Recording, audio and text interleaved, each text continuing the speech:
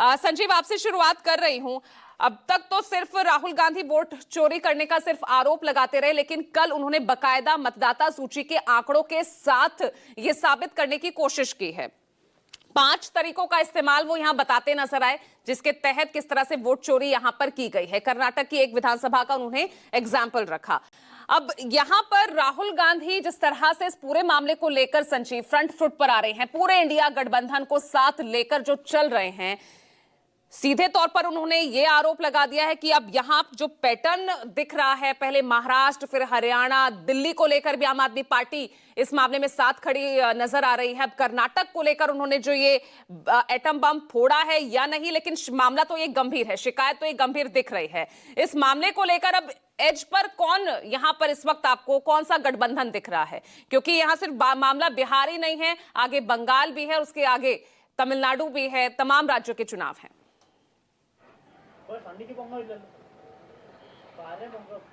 पूजा, देखिए, आज से राहुल गांधी ने वो अभियान शुरू किया है जिसको लेकर के ऐसा लगता है कि आने वाले हर चुनाव में विपक्ष एक अपना मुद्दा बना करके आगे बढ़ेगा, और वो है कि इस देश में वोटों की चोरी हो रही है, जिसे उन्होंने वोट बंदी या वोट चोरी का नाम दिया है। और जैसा कि आपने बताया, आज बंगलोर में है वो, और बंगलोर में वो वहाँ का जो मतदान आयोग है, स्टेट इलेक्शन कमीशन, उस पर मार्च करेंगे। उसके अलावा 17 तारीख बिहार से शुरू हो रही है मतदाता अधिकार यात्रा, जिसके बारे में जानकारियाँ आ गई हैं। तेजस्वी यादव के साथ उनकी यात्रा शुरू होगी जो कई दिन चलेगी। अब सवाल यहाँ पर कांग्रेस और बीजेपी, इन दोनों दलों का नहीं है, सवाल इससे ज़्यादा आगे बढ़ चुका है। कांग्रेस और बीजेपी आखिरकार हमेशा अपनी जीत और अपनी हार के बारे में फिक्रमंद होंगे।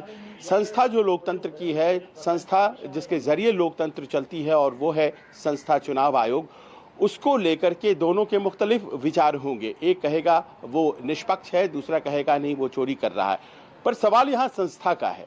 एक शेर है कि तू इधर उधर की न बात कर, बता ये काफिला क्यों लूटा, मुझे रहजनों से गिला नहीं, तेरी रहबरी का सवाल है। लूटने वालों से कोई नाराजगी नहीं है, तुम्हारी चौकीदारी से मुझे दिक्कत है। तो चुनाव आयोग आज की तारीख में 75 वर्ष बीत जाने के बाद आखिर इस तरह की संशय की स्थिति में पहुंच कैसे गया?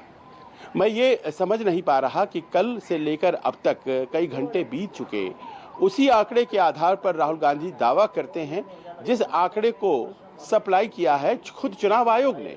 तो चुनाव आयोग सामने आकर कहता क्यों नहीं है कि आप गलत कह रहे हैं? आप स्पष्ट करिए, चुनाव आयोग की तरफ से ये कहा जाए कि जो आंकड़े हमने आपको दिए थे उसमें ये गड़बड़ियां नहीं हैं। जब सोशल मीडिया इस बात को फाइंड आउट कर ले सकती है और लोगों को बता दे सकती है कि एक आदित्य श्रीवास्तव नाम का व्यक्ति है जो कि लखनऊ ईस्ट में भी रजिस्टर्ड है, मुंबई के जोगेश्वरी ईस्ट में भी रजिस्टर्ड है, जो कि बेंगलोर के महादेवपुरा के 459 वार्ड में भी है और 458 वार्ड में भी है, तो फिर इस तरह के दावों को आखिरकार खारिज कौन करेगा?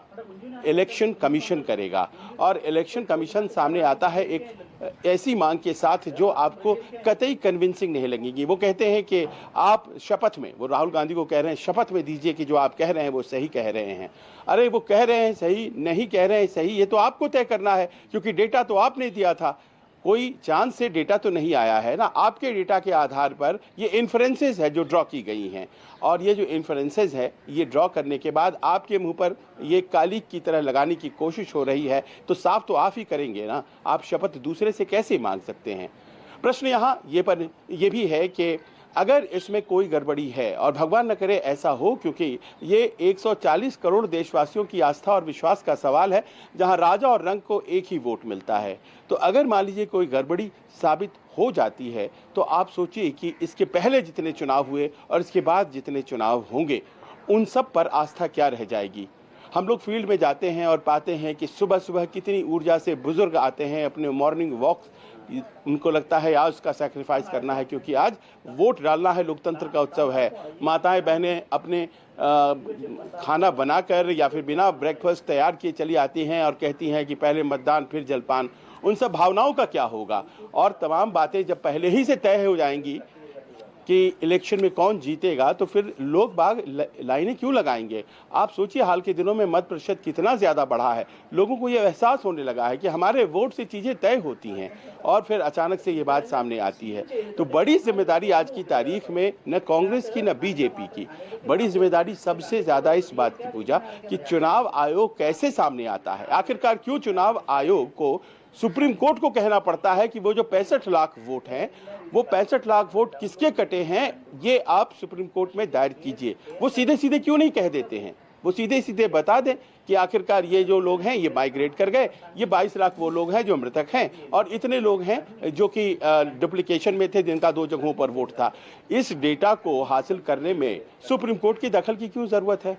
वीडियो रिकॉर्डिंग्स 5 बजे शाम के बाद बढ़ गए वोटिंग, बहुत अच्छी बात है, हो सकता है कि बढ़ जाए। मैं भी कई जगहों पर गया था और 5 बजे शाम के बाद वोट बढ़ा हुआ मुझे दिख रहा था। तो आप वीडियो रिकॉर्डिंग डिस्ट्रॉय क्यों करते हैं? डिस्ट्रॉय क्यों करते हैं?